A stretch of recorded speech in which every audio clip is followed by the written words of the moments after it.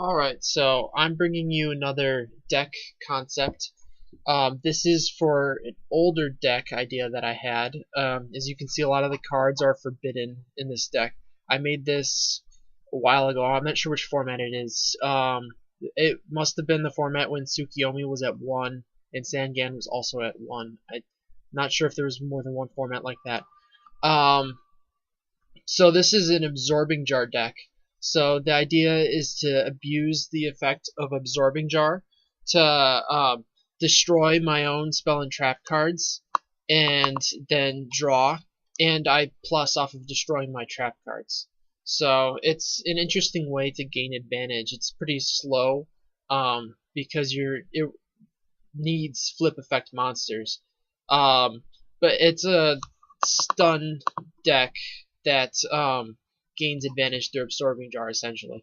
So Absorbing Jar's effect is when it's flipped up, you destroy all set spell and trap cards in the field, and then each player draws one card for each card that they controlled that was destroyed, and you cannot set any cards the turn this effect is activated.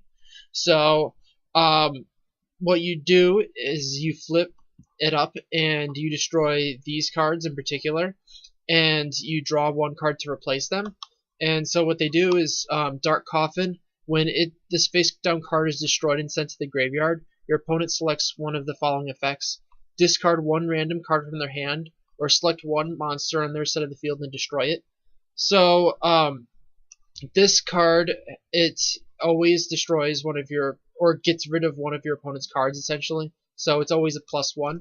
Your opponent gets to choose which effect that they do, which isn't optimal, but it's a little bit better than Wild Tornado, because Wild Tornado, when it is destroyed, you get to select and destroy one face-up card on the field.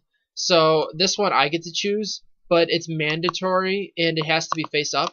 So that means a lot of times I ended up having to destroy one of my own cards with Wild Tornado.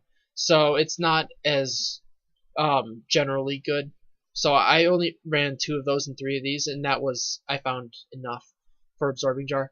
And then along with the 3 Absorbing Jars, I also played 1 Morphing Jar, which you can use obviously to gain advantage by setting a lot of cards and then flipping it face up.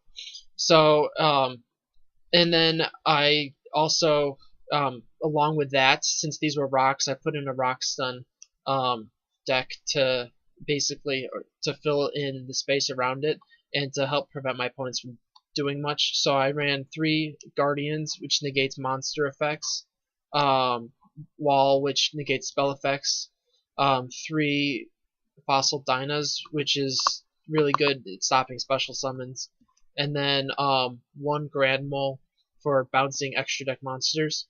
And then I played Tsukiyomi because I ran a lot of flip monsters, so he would flip them back face down so I could use them again.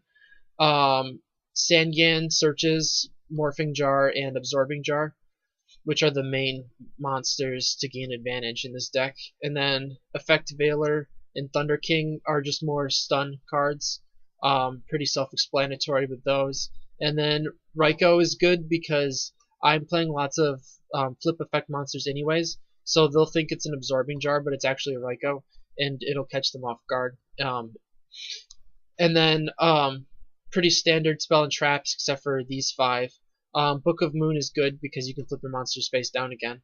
And then just a bunch of staples after that, pretty much. And then the extra deck. This deck didn't really use the extra deck. I have some synchros because Veiler, you can synchro with Veiler. And then I run a lot of level 3s and level 4s, so there's a bunch of rank 4s and 3s. So yeah, this is an older deck. You would definitely need to update it if you wanted to run it. I might do that. I just thought this was a fun deck, so I wanted to show this off, I guess. So it's pretty fun. It's not that great, obviously, but it's definitely an interesting way to gain card advantage using Absorbing Jar. So that was a deck concept of an Absorbing Jar deck. Hopefully you enjoyed the video, and more content will be on the way.